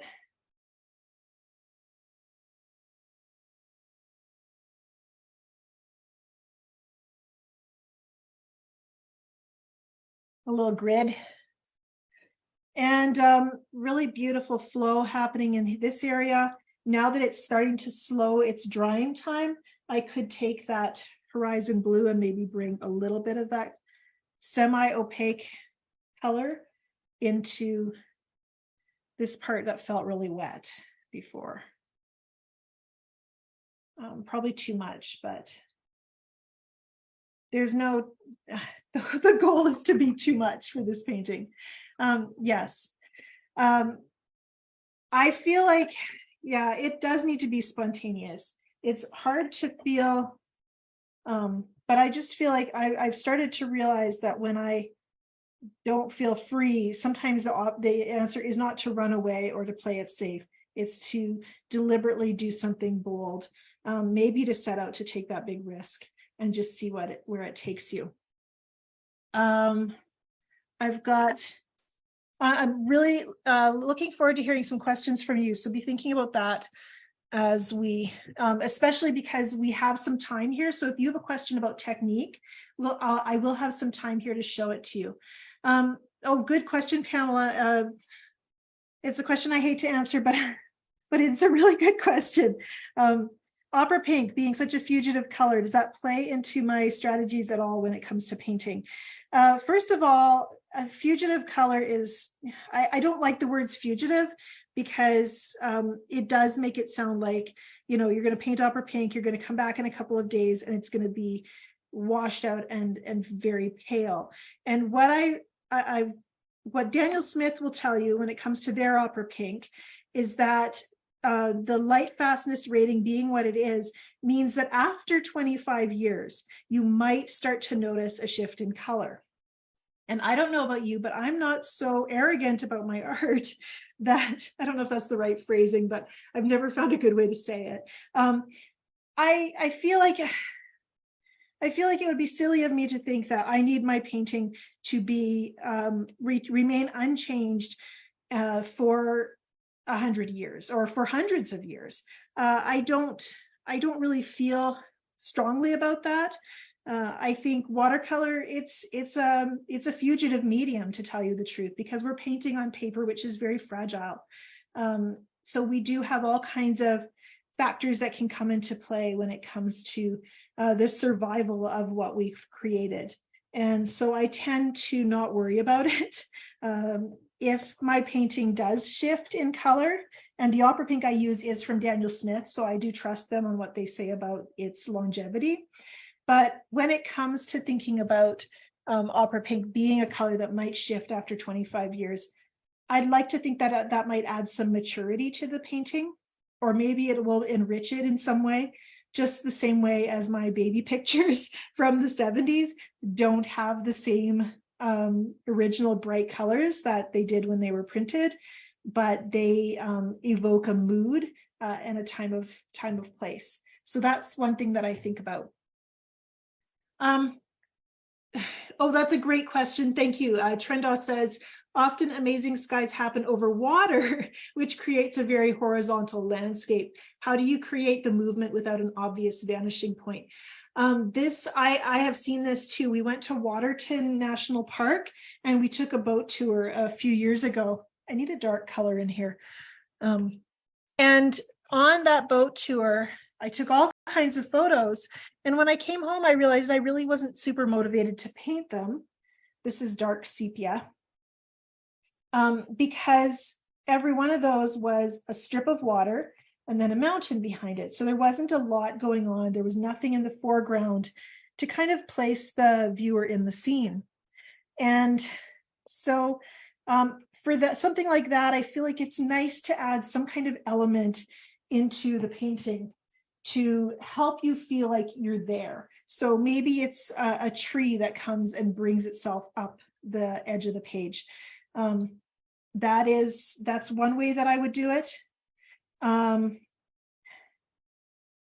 think you could even probably paint the prow of your boat, or maybe you have the water, you have a bit of the shoreline where you can actually look down and see some rocks transparent through the water. I could see all of those being ways that would contribute to that kind of staticness of a scene over water, because I have the same issue. I want there to be something that helps me to orient myself in the painting. Otherwise, we're just standing in water. For all we know, we're drowning. So that's what I would look for, is how do I place a tree in front, or some kind of element that gives me a sense of position where I'm standing in the scene. I kind of like this, kind of a lot. Okay, other questions? We have time. This area, which is very soft, feels a little dull to me. I'm debating about bringing in the Cinereous blue. And if I'm asking, I might as well try it.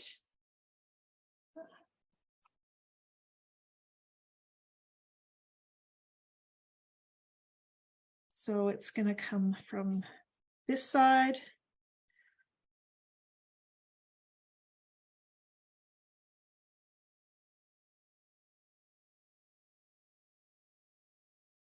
And just, yeah, that kind of helps. It can't be alone there. It needs to be somewhere else. So we'll put in a little bit more of it, a little bit of line on this side where we had all kinds of interesting lines going on. And then here we'll do a little bit.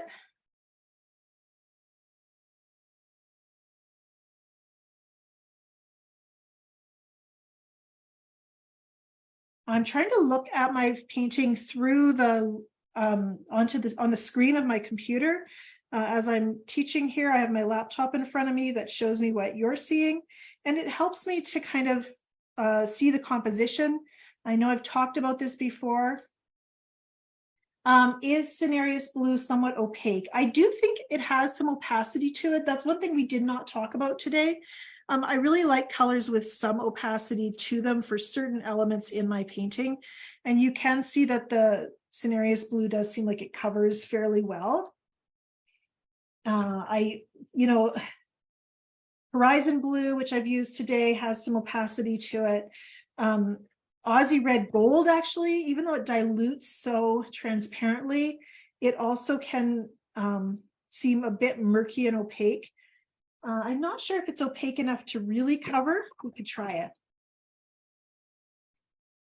I feel like we could add some Aussie red gold just over top of some of our pinks here.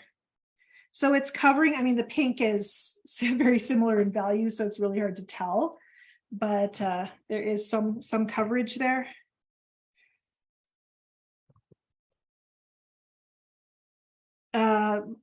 When I first started painting, I tried to never use, and I'm not sure that Cinereous blue has white in it, or if it has, or if it's just the quality of the pigment itself. Cenarius Blue is made by Sennelier, and Aussie Red Gold is made by Daniel Smith.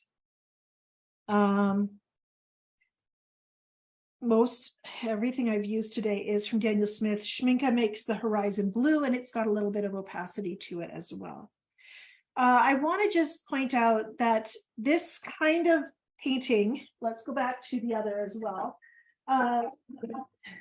crashing around in my studio. When I paint a version that's based on a lot of observation, so I've spent a lot of time working, like I said, working with the resources, my visual resources that I had to correctly position the elements in this painting. It's really, really fun to then move to something where I'm working with my muscle memory, and I'm kind of, I call it muscle memory. I'm working with all of the resources that are internal to me. So all the things I've done here, all the things I've done in the past, the things I know about color, and then my own reckless behavior, reminding myself that I can be brave. This is a confidence booster because it tells me that, you know, I can observe well. That's a confidence booster too. But it's really, really nice to say, when I let go of the need to be right, maybe I become free to paint something that is just alive with my own, a little bit of my own spirit, and that sense of just trying to make this bush work. It's not, but it's fine. It's a tiny little spot in my painting. So what I could probably do is just lighten the value and bring my greens across and hide it. And then maybe even fill it in with field. There doesn't have to be a bush there just because my reference photo suggested that I do so. The other thing I could probably try is maybe one of the reasons I don't think it's working is because it actually is coming down and touching the road. Maybe I need a little bit of road in front of my bush. And if I adjust that edge, maybe that will work better. So it's just something to try. Good questions about my camera. I have in my mind to do a bit of an art business focus throughout June. And that's something that I'd be curious to see if you'd be interested in. I have a project that I want to work on for my own art sales, and I would love to offer an opportunity for you to kind of ride along as I explore some different strategies for selling my work and promoting it. And if you're wanting to, you know, present your art as a business, create opportunities to sell or show your work, that I'm just curious as to whether or not that would be something you'd be interested in. And you can mention it in the comments, or you can send me an email if you have specific questions about our business. The camera I'm using is just a webcam, and I've got some different tools that help me to operate it well on Zoom. I use Open Broadcasting Studio. It's called OBS, and it's a free software that helps me make adjustments to my camera quality that I couldn't do if I was just plugging my camera into Zoom. So that's just something to know.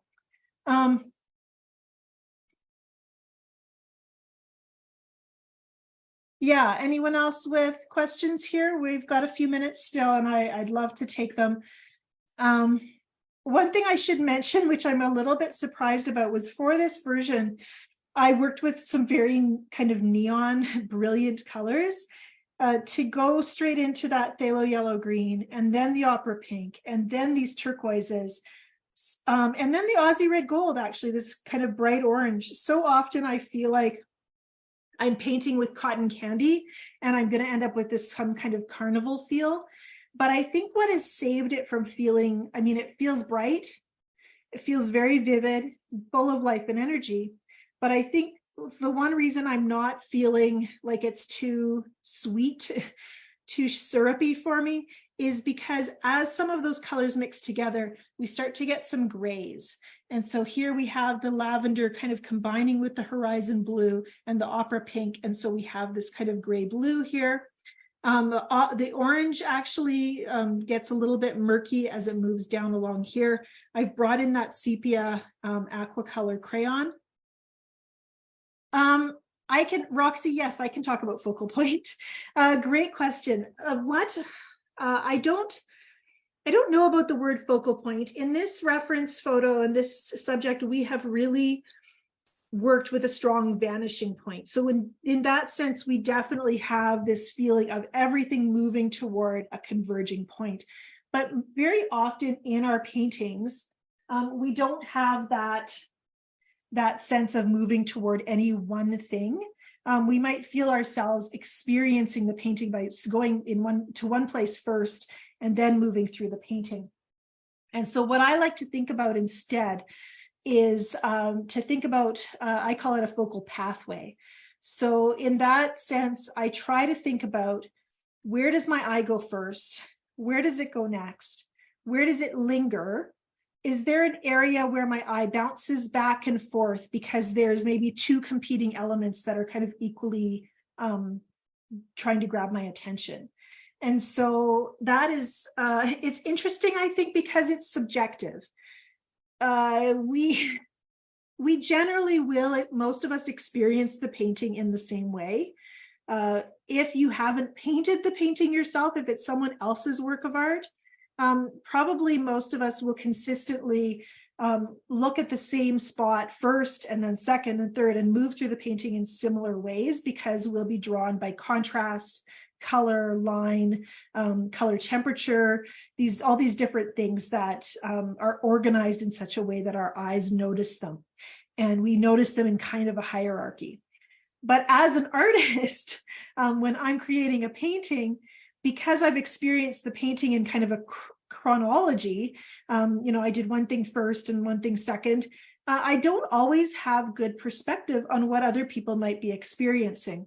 And I think that's one reason why I try to look at my painting through the camera lens, because it helps me to maybe be a little bit removed from being the artist who knows this painting so intimately. And I have a painting, I'm trying to see if it's nearby, recently, where I painted this beautiful soft painting, and in one area the paint had created a drip that dried and made a bit of an edge, and it is the first thing I see when I look at that painting. But most of the people who experience the painting are going to be drawn to the actual area that I wanted them to see first.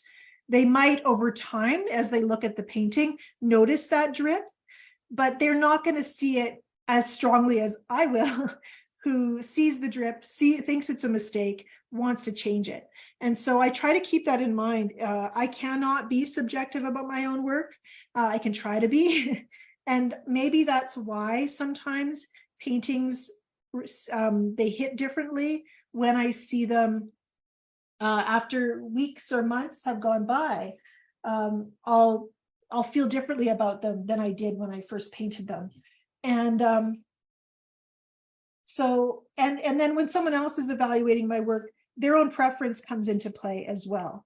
And so I have to be mindful of the fact that some artists like a really balanced composition, others hopefully are drawn to energy in a painting the same way that I am. So I'm willing to overlook quite a lot in terms of design, if balance is, or if the energy is on point. So does that make sense? As I look at this painting, it makes me so happy. It's just got so much energy to it, but I will be curious to see how I feel about it when I look at it with fresh eyes. But I'm always trying to think about, how do I move through the whole painting? What are the elements that draw me first, second, third? Maybe I circle through the painting and come back to that main focal point. And especially I want to notice if there's places that draw my eye because they feel unresolved, or because they're competing with something else. So that's just something that I try to notice and be aware of. These marks have kind of bled into the painting and got kind of diminished a little bit. So I'm reinforcing, I'm supporting them a little bit with some added line in that same color. Do I always print out my reference picture? No, I do not. with that said, I do actually have quite a lot of versions printed out, because when I'm teaching, I like to be able to pull it out to show you as I'm painting, rather than having it on my computer screen. But there are times when I'll have it on my phone, which times out after 30 seconds or 2 minutes. So I keep having to tap my phone and see it with fresh eyes. And that's not a bad thing. I think it's kind of nice that it times out. And so then I'm focused on what does the painting want, rather than what does my photograph say. Deborah, I'm just going to laugh for a little while at your question. Have I always been able to paint so freely? No, not at all. I've been on a growth journey this last year and a half or so. And in the last 10 years of learning how to trust myself. But in the last year, I've been realizing that I'm actually kind of a timid person, and I'm quite introverted, and I like to be in control. And all of those things, and I'm kind of a people pleaser. So all of those things can really hinder me from painting really freely. So I've been thinking about the little girl that I was and how timid and introverted I was, looking for a place to be welcomed. And we moved a lot, so that didn't help. But I think what thinking about that has done is it has meant that I can look at my little inner girl, the timid child who was introverted and who still exists inside my heart. And I can welcome her into the painting space and say, you get to do whatever you want here. Here's some pretty colors. And you can be messy and you can be free, and no one's going to judge you. And so that's a gift I've been able to, I'm learning how to give myself. And it's been really, really special. Diana, are you looking to ask a question? I see your hand. I think I can unmute you. Maybe? Sorry, no, it must have been a mistake. Oh, okay. No, we just wanted to make sure that you're okay. So good. Oh, no, I'm fine. Thank you very much. Good to see you. love that painting, the second one. Well, thank you so much. Isn't that funny though? I think so often if we talk to people about art, how often have artists or non-artists actually told you that they like realistic art? They want to see things that they can make sense of. And here we are for you and me, working on something that we want to be realistic. We want to get those proportions correct. We want to get that sense of perspective. But I want to get that sense of perspective so that I can feel free to build on it like this. So, that's, and then we're all drawn to this energy. And maybe we thought what we wanted was something that looked just like the photo. But then when we create something that feels exciting or resonates with our heart or our energy, wow, then that's just really exciting. So yeah, quick paintings that I do at the end of the session, which makes it feel like they're extra or just throwaways in a way. But it is the time we invest in figuring out how does this scene work, and then how do I take that little framework and just do something completely daring. And maybe it only takes a few minutes, and maybe it's going to be the best thing you paint all year. And that's why I think it's so good to give yourself permission to have this whole spectrum of what type of things you paint and how you go about painting them. Give yourself that freedom. I've got a couple more minutes if anyone else has questions. As soon as this wraps up, I'll get the recording processed and put that worksheet together for you. Roxy asks, what's your best advice when we're starting to feel frustrated with a painting? Generally, when I'm feeling frustrated with the painting, there's something I'm holding onto, some kind of requirement in my head that I need to let go of. And I can't always isolate what it is, but I try to think about maybe it's a should or a have to. I should, I have to put this road into the painting in order to make it work. I have to get my perspective correct. What if I don't have to? I have to find a believable green, well, maybe you don't. Maybe you can deliberately set out to break those rules, the shoulds and the have tos. That's one strategy that I use. I also, I gamify my painting a lot. So I'll tell myself, this version, I'm not allowed to blot any brush strokes. I just have to commit whatever I place on the page, it's locked in. Sometimes I'll gamify it by saying I'm going to do a knee-jerk version reaction to that painting. So I'll take something that feels very calm, peaceful, and then let's do the version that feels reckless and bold. And so there is that that little push to say, okay, I did something the way I thought I should. Now let's do it the way I think I shouldn't. And that's something that's been really good for me. And those are the main things that I do if I'm feeling frustrated. Sometimes if I'm working in a series, I get so frustrated that maybe I need to take a break from that subject completely, and that is allowed too. There have been times where I've walked away from a subject for a year or longer and then come back to it and had new insights, a fresh vision, and my skills had grown so I could then paint that subject in the way I wanted to.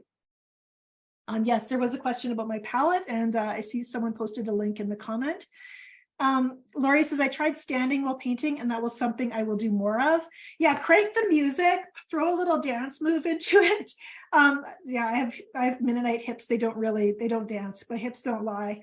But you can just loosen up in your body. And I think standing for me helps with that.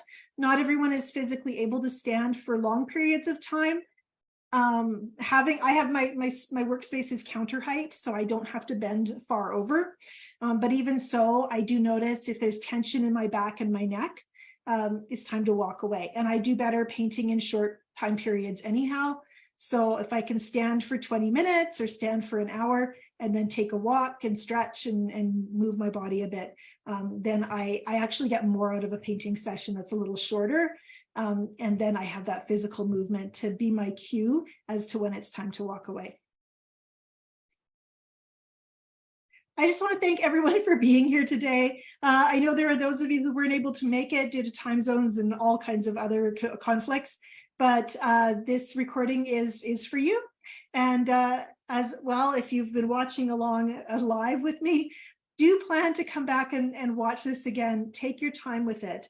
This is a combination of techniques, and you get to decide how to implement them. Whether you're working with a lot of line, those crisp edges that we worked with, or that beautiful wet and wet painterly technique, there's a lot to be gleaned from it. I will be sending an email either later today or early tomorrow with the link to the recording. As well, I am making these recordings available if you missed the Monday workshop and wanted to benefit from that cloud study. It will be available to people on my mailing list, which all of you should be. And so I'll be sending out a link on how you can get your hands on that recording and that content as well. So thank you for being here. Wish you a great rest of the week, happy painting. And yeah, it was really good to have you here today. So thank you so much. Thanks, Angela. Bye, everyone.